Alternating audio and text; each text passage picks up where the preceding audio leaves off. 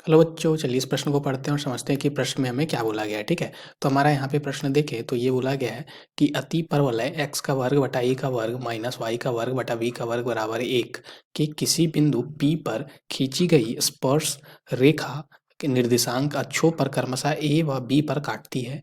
यदि चतुर्भुज OAPB एक आयत है जहाँ O मूल बिंदु है, तब P का बिंदु पथ इन चार विकल्पों में कौन सा होगा, ये हमसे पूछा गया है।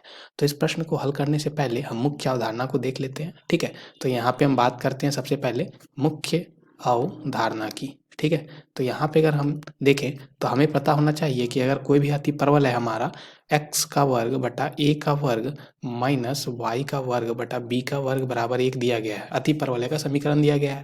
तो इसका जो स्पर्श रेखा का जो हमारा समीकरण होता है वो हमारा क्या होता है, यानी कि इसकी स्पर्श रेखा को हम कैसे यहाँ पे लिखते हैं, कौन से समीकरण से। तो ये होता है हमारा, यहाँ पे अगर हम देखें तो ये होता है x बटा a कॉस थीटा माइनस यहाँ पे क्या होता है हमारा y बटा b टेन थीटा, y बटा b टेन थीटा बराबर 1। ठीक है, ये होता है। अब इसी अवधारणा पे आधारित हम लोग इस प्रश्न को हल करने वाले हैं। तो चलिए अब इस प्रश्न को हल करते हैं। तो यहाँ पे हम सबसे पहले देखें तो हमें क्या बोला गया था, P पर किसी बिंदु P पर खींची गई स्पर्श रेखा के निर्देशांक क्रमशः A और B पर काटती है। तो A और B यहाँ पे अक्षों को क्रमशः काट, तो यहाँ पे हम देखें तो अति परवलय हमारा कुछ ऐसा ही दिया गया था। तो हम अति परवलय को सबसे पहले लिखते हैं। अति परवलय हमें दिया गया है x का वर्ग बटा a का वर्ग माइनस y का वर्ग बटा b का वर्ग बराबर 1। तो इसमें हम अगर स्पर्श रेखा का यहाँ पे समीकरण लिखे तो वो क्या हो जाएगा हमारा, तो x बटा a, ठीक है, x बटा a और यहाँ पे क्या हो जाएगा सेक थीटा माइनस y बटा b टेन थीटा बराबर 1। ठीक है, ये आ जाएगा इसका स्पर्श रेखा का हमारा समीकरण। अब हमें a और b जो है वो हमारा यहाँ पे अक्षों को काट रही थी, तो यहाँ से हम क्या बोल सकते हैं कि इसलिए a व b के निर्देशांक ठीक है, a व b के निर्देशांक क्रमशः, ठीक है, क्रमशः क्या क्या हो जाएंगे, तो यहाँ पे क्रमशः, ठीक है, हम बात करें तो ये क्या क्या हो जाएंगे। तो अगर a का निर्देशांक हम देखें, ठीक है, तो a का निर्देशांक हमारा यहाँ पे क्या हो जाएगा, क्योंकि हमारा a जो है वो x अक्ष को काट रहा होगा, उस समय y का मान 0 हो जाएगा। तो इसमें हम y का मान 0 रख देंगे। ठीक है, तो यहाँ पे हमारा क्या आ जाएगा x बटा a सेक थीटा बराबर 1, यानी कि x बराबर क्या आ जाएगा यहाँ से a कॉस थीटा। ठीक है, कब आया, जब हमारा क्या है y का मान हमारा 0 है। ठीक है, अब दूसरा हम क्या बोल सकते हैं यहाँ से, तो इसलिए हम बोल सकते हैं कि इसका जो हमारा यहाँ पे हो जाएगा निर्देशांक a कॉस थीटा कॉमा 0 हो जाएगा। ठीक है, अब दूसरा इसमें हम b का मान यहाँ पे हम यानी कि b का निर्देशांक निकालते हैं। तो b का निर्देशांक के लिए हमारा क्या हो जाएगा, x का मान 0 रखेंगे तो समय क्या आ जाएगा माइनस y बटा b टेन थीटा बराबर 1।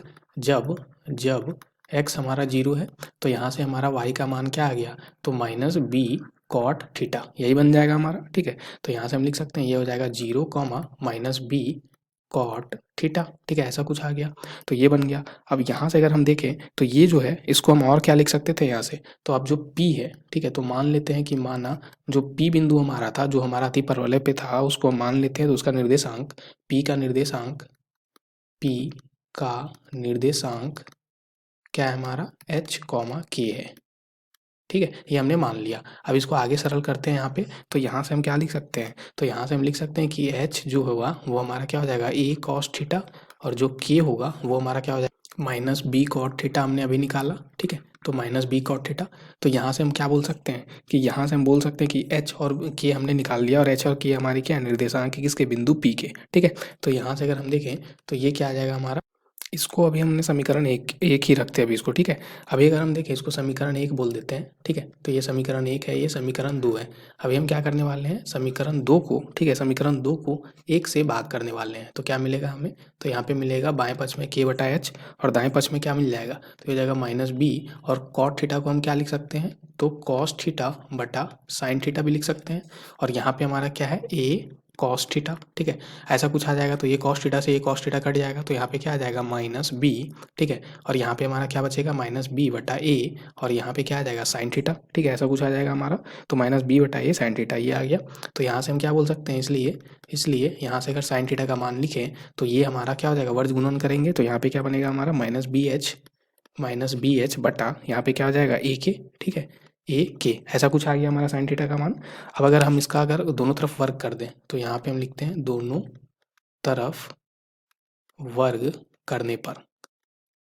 ठीक है, तो दोनों तरफ वर्ग करने पर हमें क्या मिलेगा, ये हो जाएगा साइन का वर्ग थीटा यानी साइन थीटा का वर्ग, और ये क्या मिलेगा हमें b का वर्ग h का वर्ग बटा a का वर्ग k का वर्ग, ठीक है, ये मिला।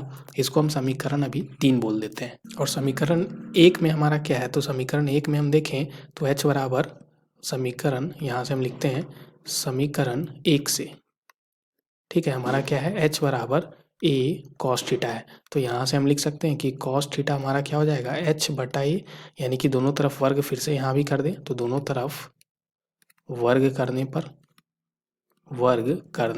पर हमें क्या मिलेगा, तो ये बन जाएगा हमारा cos थीटा का वर्ग बराबर h का वर्ग बटा k का वर्ग। इसको समीकरण 4 मान लेते हैं।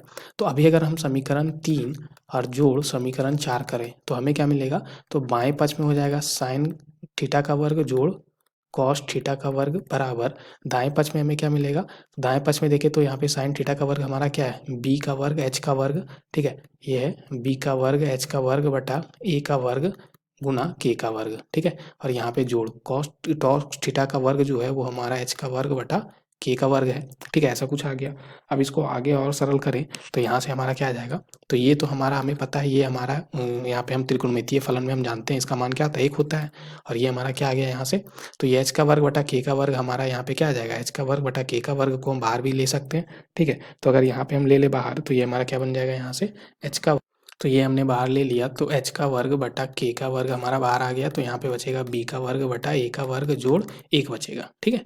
इसको आगे हम सरल करें तो यहाँ पे h का वर्ग बटा k का, तो अब आगे इसको सरल करते हैं तो यहाँ पे क्या बन जाएगा, तो यहाँ से हम लिखें तो ये हमारा आ जाएगा, ठीक है, तो यहाँ से हम लिखते हैं तो ये हमारा क्या यहाँ से क्या आ जाएगा वर्ग गुणन करने पे, तो h का वर्ग बटा a का वर्ग को हम क्या करते हैं यहाँ पे बाएं पक्ष में ले आते हैं, तो वो क्या बन जाएगा a का वर्ग बटा h का वर्ग बराबर यहाँ पे क्या है b का वर्ग बटा k का वर्ग, ठीक है, जोड़ 1, ऐसा ही कुछ था हमारा, ठीक है।